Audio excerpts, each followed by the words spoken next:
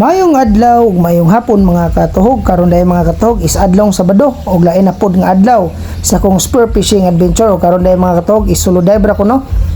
Kay busy ang akong mga kauban, so almost pod mga semana mga katuhog no. Wala ko kasawm tungod sa kabisi, then buwanon sad kayo. So karon mga katuhog isa na prepare ko no kay manghijawat na punta ug manimpada punta dito sa dagat. Makakuha ta og panudan para sa atong pamilya. So bani ko ninyo mga katog no sa akong pag-adventure dito sa ilawom sa dagat. Og hinot ako nga safety ako karon sa akong pag-dive. Let's go mga katog.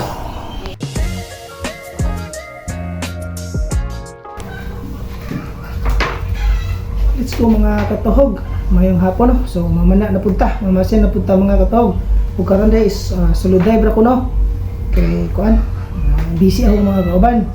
So nanood ko mga tao na kuan uban na ta sa Ginoron maka dive safe ta ug may conditions pang lawas. So update lang ko niya pon mga katao no kung say lakaw ni sa pagpamana. So let's dive mga katao.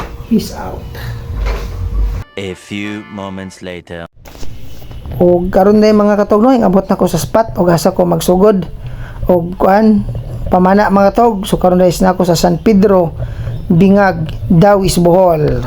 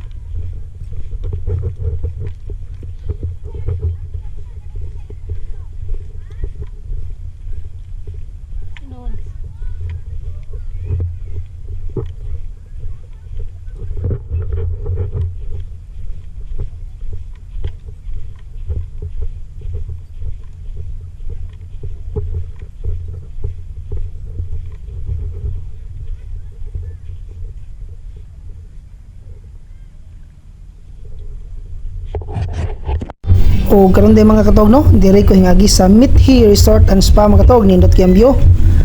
Then dire ko hingagi no patabo ko padong atong Pikas nga spot mga katog.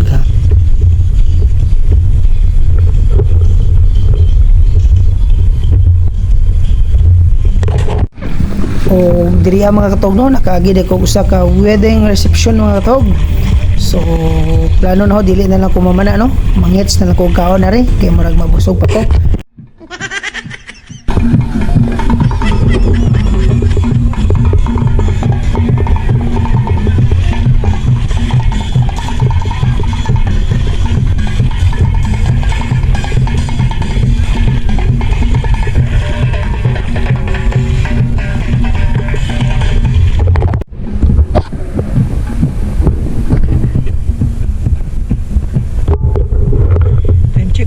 Mga katog no medyo napay bu adlaw gamay no so lato na totod mga katog nga musaw pa siya gamay. Right, so dive sip na mga katog no at ko nga kuan banata sa Ginoo no katagantag may conditions sa panglawas ug daghan nga grasya nga gikan sa Mother Ocean. So let's dive mga katog, dive safe na ko.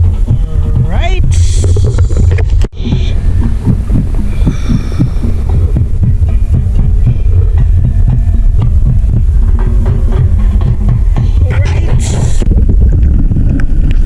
First cuts mga katuhog, usa ka danggit nga nasa lusayan.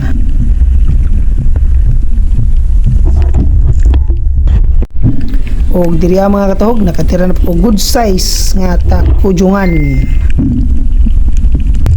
Og diriya mga katuhog nakatira na po usa ka mulmol nga nasa ilawom sa bato.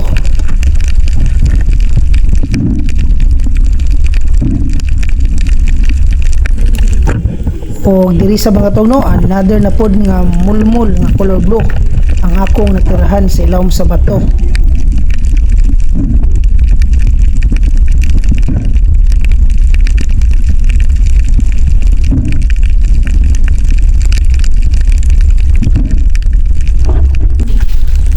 O diri mga tog, nakatira na po ko usa ka good size na buntog ning tago lang sa samo.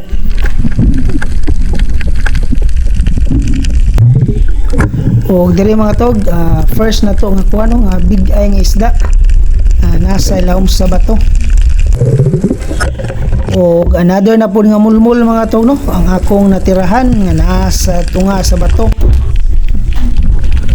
O gariya mga tog no, usa ka good size na pod nga nukos or pusit mga tog ang akong natirahan.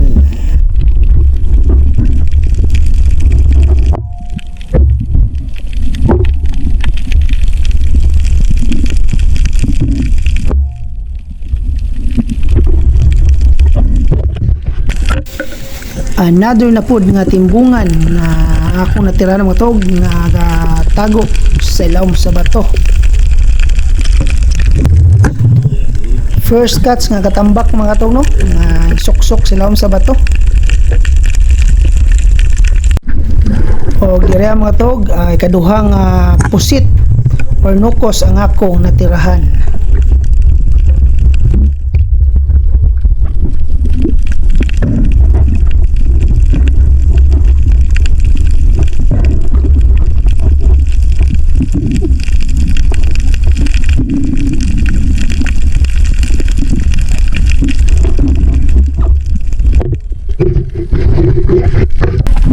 O diri mga katog no, nakatira ko good size nga labahita o indangan.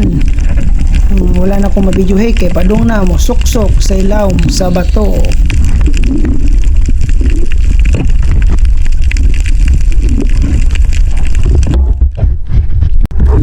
O diri day mga katog no, abi ko grouper na ko nakitan.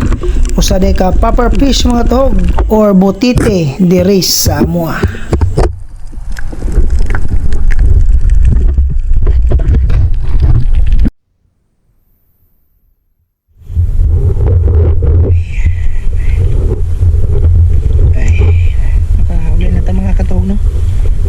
Sabay-bay mga katog, so solo dive ready ko karong kuha na, ngabiyo na.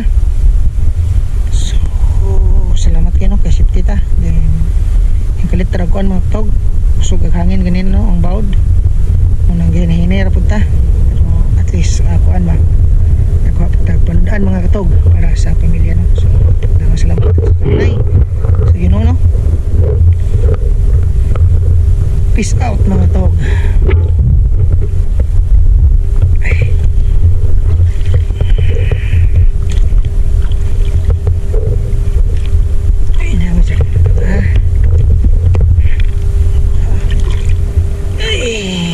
Ito suwaki no gagmay nangatong kuha karon nara.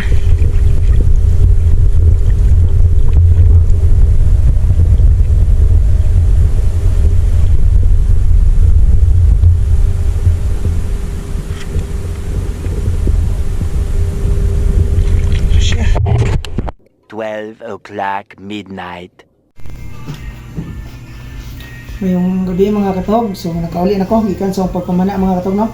Solo dive ra day ko karon mga katog kay medyo busy ang kuan mga kauban no. So kamot-mot sa kuan mga katog dagaton bawod kayo. Okay, sige kuan po dagong pero pintaan kay nakakuha mo kuan no. Pagsudan mga katog. So kaon na po taglabas, sulbad na po atong panudan daw ngayon na. Peace out mga katog. More than itan mga tog no. So nadlangay taning itagutungan king piit ag mata.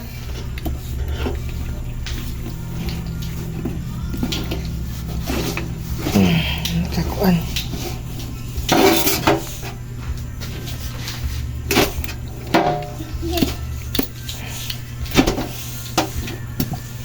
ujungan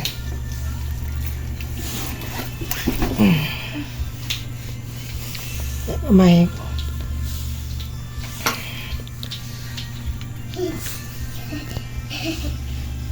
natay dako nga kan mga togo buntog tay good size nga takudungan no. Yan natin mga good size nga katambak tay mulmol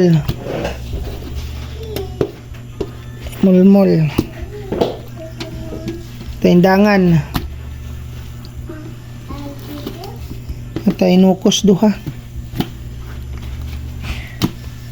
So, mora din mga itong no. Tayo lapu-lapo po.